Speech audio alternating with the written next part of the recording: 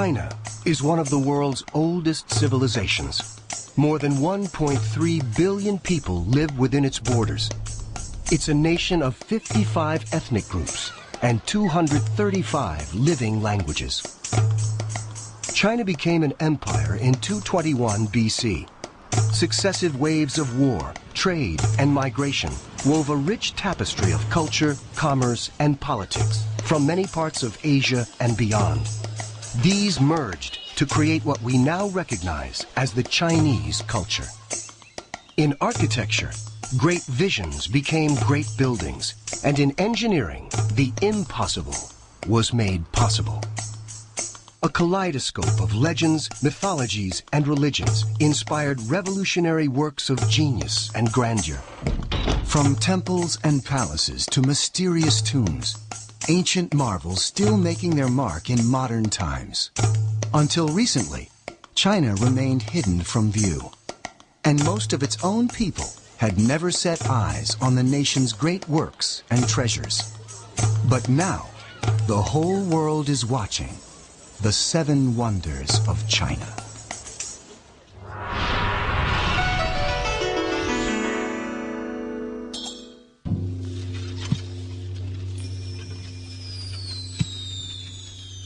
In 1974, Chinese farmers digging a well near the city of Xi'an in Shanxi province unearthed the first signs of one of the world's great finds. Emperor Qin's quest for immortality took him to the afterlife with his own underground empire. In 3 underground pits, 8,000 warrior statues stand in military formation. They are but a tiny portion of an imperial tomb complex yet to be revealed. The terracotta warriors chronicle the birth of China and guard the treasures believed to be buried nearby. They are one of China's biggest tourist attractions, drawing crowds of over 10 million people a year to the city of Xi'an.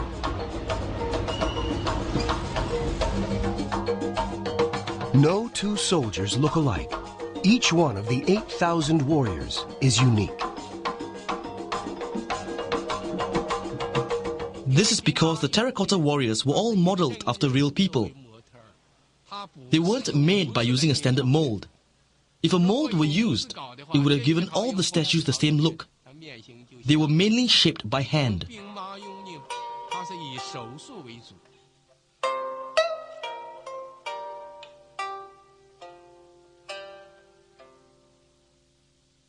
Up close, each warrior's face has a history, a character, the spirit of the real soldier he was modeled after. It's easy to imagine them as the sons, fathers, and brothers who gave their lives to serve the king for eternity. The terracotta soldiers are a replica of the powerful Qin army that conquered 6 neighboring states to unify China. Emperor Qin Shi Huang became China's first emperor in 221 BC, conquering all the neighboring states. He forged China's national identity, centralizing the government and standardizing measurement, currency, and language.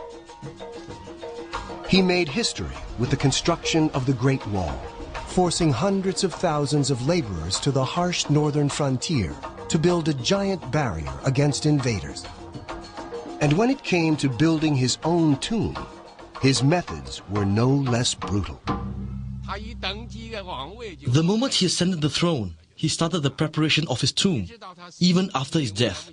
The construction of the tomb continued. It took 37 years. At one point, there were 710,000 people working on it. Emperor Qin suffered from a compulsive fear of death. He sent his hapless officials on foreign missions to seek remedies for eternal youth. In the end, he died from an overdose of mercury pills, which ironically, he believed would let him live forever.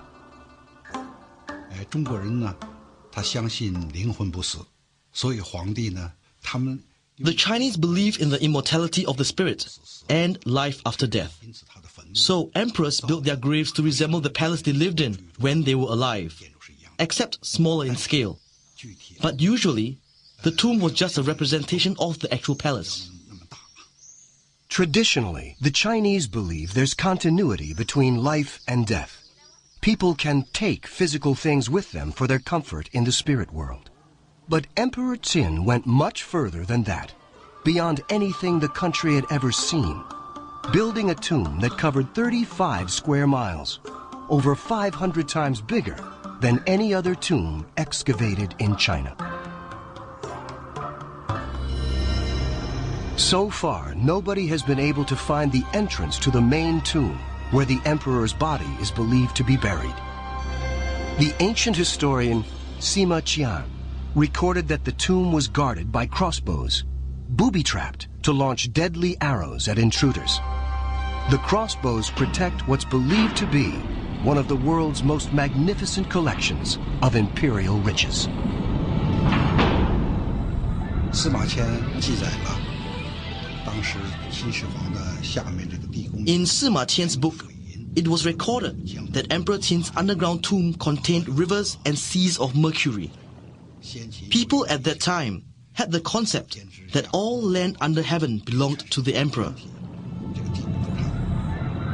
It's said that the imperial tomb envisioned an entire replica of the universe. The ceiling was covered with constellations made of pearls and precious gems. On the floor, a model of China's landscape with the Great Wall snaking across it and rivers of mercury winding through the valleys. In the center, an elaborate coffin housing the emperor's corpse. All beneath a pyramid-shaped mound 180 feet tall. Originally, the burial mound covering the tomb was a majestic 9-level structure, twice its current height. Today, even with the erosion of 2,000 years, it's still an imposing mark of a ruler bent on immortality. In the 1980s, a survey of the mound's soil revealed unusually large concentrations of mercury, much higher than nearby areas. Experts have taken this as a sign that the rivers of mercury decorating Emperor Qin's tomb may well exist, and that Sima Qian's grand descriptions aren't just fiction.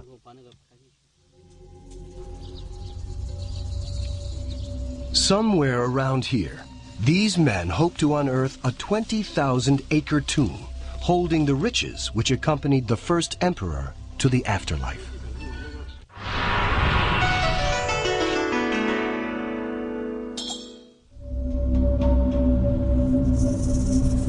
Perched midway up a precarious rock face, it seems to hang in midair. A sacred shrine that could, at any time, crash and tumble disastrously onto the rocky floor below. But after 1,400 years, it's still up there. On the sheer cliffs of sacred Mount Hen, supported only by wooden beams, the hanging monastery has inspired awe for over a millennium. 230 miles from Beijing, the hanging monastery lies well off the beaten track. Close to the sleepy backwater towns of Shanxi province, it's hard to imagine that the villagers simply